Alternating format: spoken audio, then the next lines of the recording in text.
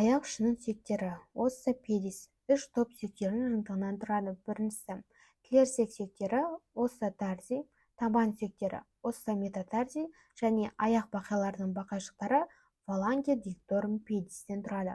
Тілерсек сүйектерінің өзі екі қатар түзіп орналасқан 7 кеуекті сүйектің жиынтығынан тұрады. Проксималды бөлігінде асықты сүйек және өкше сүйегі орналасқан болса, дисталды бөлігінде қайықша тәрізді сүйек, текше сүйегі және медиалды, аралық, латералды сына сүйектерінен тұрады. Асық сүйек талус аяқ басы сүйектерінің тілерсек топ бөлігіне жатады. Бұл сүйек 3 бөлімнен тұрады: басынан, мойнынан және денесінен. Басы капут талий деп аталады. Мойны колюм талий және денесі корпус талийден тұрады. Басы бізде қайықша тәрізді сүйекпен беттесетін болғандықтан түгелмен гиалинді шеміршекпен жабылған және шар тәрізді буындық бетке ие. Фацис артикулярис навикулярис деп аталады. Басы мен денесін қосып тұрған мойны колюм талий деп аталады. Денесі бізде 3 буындық беттен тұрады, түгелмен гиалинді шеміршекпен жабылған және осы 3 буындық беті оның шығырын құрайды, трохлея талий деп аталады. Буындық беттерін тоқталатын болсақ, жоғарғы буындық беті фацис артикулярис супериор деп аталады. Медиалды бөлігі медиалды толарсақ келіп бекитіндіктен фацис малеолярис медиалис деп аталса, латералды бөлігі фацис малеолярис латералис деп аталады. Астыңғы бөлігінде өкше сүйегімен беттесетін болғандықтан, осы өкше сүйелік буындық беттер орналасқан. Өкше сүйелік алдыңғы буындық беті фацис артикулярис кальканея антериор, ортаңғы буындық беті фацис артикулярис кальканея медиа және артқы буындық беті фацис артикулярис кальканея постериордан тұрады. Сонымен қатар осы артқы және ортаңғы буындық беттердің арасында осы асық сүйектің жүлгесін көріп отырмыз, ол сулькус талий деп аталады. Сонымен қатар денесінің артқы бөлігінде екі төмпешігін көріп отырмыз: туберкулум медиалис, туберкулум латералис.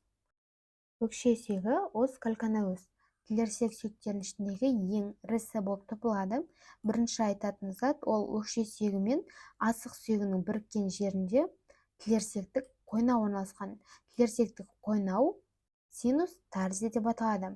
Келесі өкше сүйегінің өзін қарастыратын болсақ, ең бірінші айтатын зат оның өкшелік төмпесі тубер кальканея. Өкшелік төмпесінің астыңғы бөлігінде екі өсінді орналасқан. Біріншісі процессус медиалис тубер кальканея, процессус латералис тубер кальканея, яғни медиалды, латералды өкшелік өсінділер. Өкше төмпесі бізде әрі қарай оның денесіне жалғасады. Денесі корпус кальканеядан тұрады. Сонымен қатар оның медиалды бөлігінде осы өкше сүйегінің ең шығыңқы бөлігі асық сүйектің тірегі орналасқан. Суспентаклум талий деп аталады. Жоғарғы бөлігінде асық сүйектің төменгі буындық бетімен сәйкес келетін өкше сүйегінің 3 буындық беті ажыратылады. Фацис артикулярис талярис антериор, фацис артикулярис талярис медиа, фацис артикулярис талярис постериор орналасқан. Алдыңғы бөлігінде текше сүйегімен байланысатын болғандықтан текшелік буындық беті фацис артикулярис кубайдея орналасқан. Тілерсек сүйектерінің дисталды бөлігі 5 сүйектің жиынтығынан тұрады. Біріншісі қайықша тәрізді сүйек ос навикуля деп аталады. Тілерсек сүйектеріндегі медиалды бөлікте жатыр. Артқы бөлігінде асық сүйекпен, алдыңғы бөлігінде 3 сына сүйекпен беттеседі.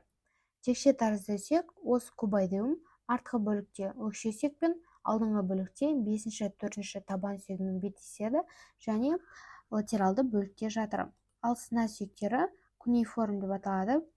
Ос кунейформ медиаля, ос кунейформ интермедиа және ос кунейформ латеральден тұрады.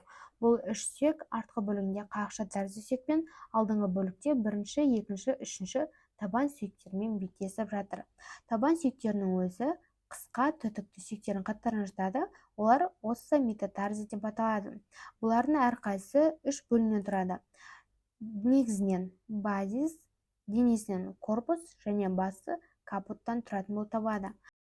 Аяқ бақайлардың бақайшықтары оссо-фаланге дикторум педисті құрайды. Бұлардың әрқайсысы бірнеше бөліктен тұрады. Бірінші бақай сүйегі 2 бақайшықтан, яғни 2 фалангадан тұрады. Ал қалған 4-еуі 3 фаланганың жиынтығынан тұрады. Әр фаланганың өзі проксималды, ортаңғы және дисталды деп жіктеледі.